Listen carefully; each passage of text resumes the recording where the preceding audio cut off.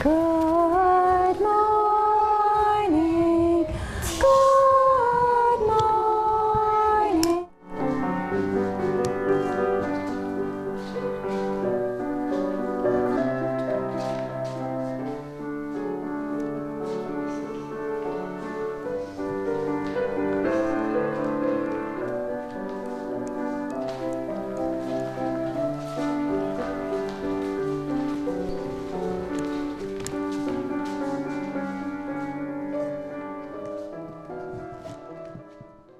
They're listening on a level that we have forgotten about. We really strongly believe they actually need to have the intellectual capacity to envision something through their imaginations that isn't here yet.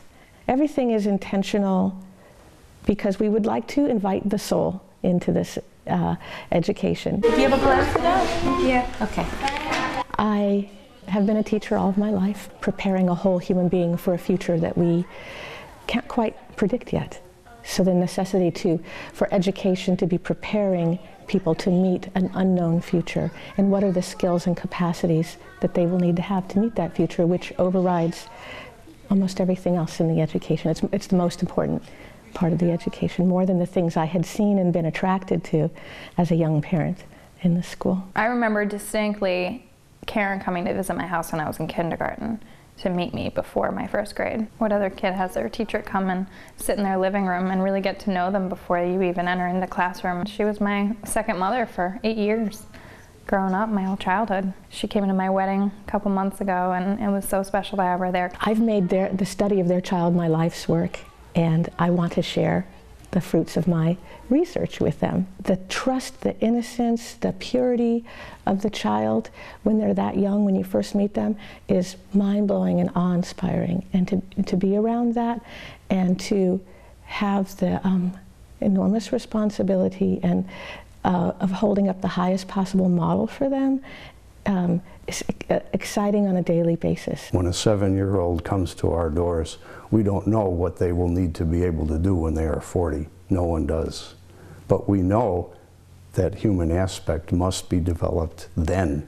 You don't get too many other chances after you're 20, for example. The intention is for each individual, out of their own freedom, to become, balanced in the way they can maintain their life, no matter what comes their way, no matter what choices they make. And hopefully, they make the choices that lead them to their right destiny, their right path. Whatever their inner compass is guiding them towards, hopefully we have nourished that in a way in their school experience, that they can be free to be true to that. He is excited to come to school, and everybody's happy to begin their day together. They're greeted by their teacher at the door with this smile on her face and this shaking of his hand, and the day is going to begin and everyone is present. Caterpillar, caterpillar, wind about. When you want to expose your children to people who love to teach and who know how to teach, that's what they do here, and they do a great job of it. And that was the greatest thing about the place, was that people who were shy or were not out there were being cast in lead roles and becoming totally different people at the end of the play. Yeah, right there. There are many opportunities in our lives to compete and to judge and to weigh and to look at people critically, that we don't have to start quite as young as we start our children, weighing and judging and evaluating. They're working towards this sense of how do we help this child grow into whoever they can become. It's beyond the poetry of what that imagery is. I think it creates a foundation of who somebody is, and you just don't know where that will go in the world. You can offer a child a seed, or you can offer them a stone. And when you offer them a seed, you've offered them something to think about and think around and think with. And when you offer them a stone, you've given them an answer, a finished concept. And so our emphasis here is to offer seeds, to offer experiences that are primary, that the whole child can be involved in with their body, with their will, with their heart. That, I think, is the strongest thing we offer. our students the opportunity to learn to think about something and not to be given many, many, many stones.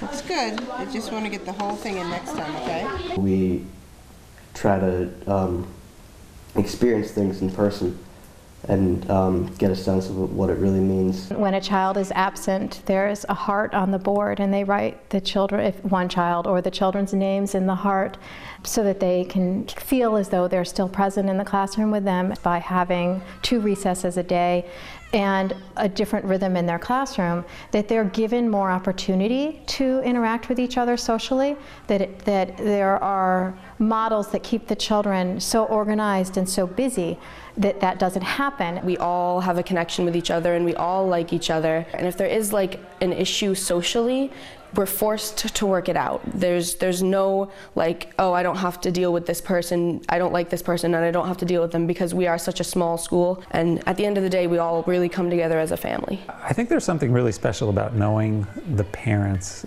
in your kids' class, all of them. So there's a positive sense of connection in terms of just having a community, but even more important, I think, is that there's a collective awareness of our kids and what their needs are. And I felt really good about the fact that we were with a group of parents that cared as much about their kids as we did, and that we were all on the same page, and that we're all on the same journey together, for the healthy development of our children. The more I learned about Waldorf, the more I learned about my parents. Being able to think for yourself and not rely on others to think for you or make decisions for you. It's nice to learn in an environment where you feel like you're, having a conversation with a friend or someone who you really look up to, as opposed to, having a conversation with just this teacher that's standing at the front of the classroom and talking. Instead of being spoon-fed information and experiences, actually experiencing them for yourself, figuring out things on your own. The chance to think for themselves. As a college professor, I can't pick a Waldorf kid out of the crowd and say, aha, it's not telltale in that way. But what I want and appreciate in my students at Skidmore is their ability to generate their own ideas, not just regurgitate facts. To take the thing that's most important to you in your life, your children, and to educate them in a way that's profoundly different. The need for balanced humans to relate to other humans will only become stronger in the world. Mankind will only need more of that. And that's what we do. That is our purpose.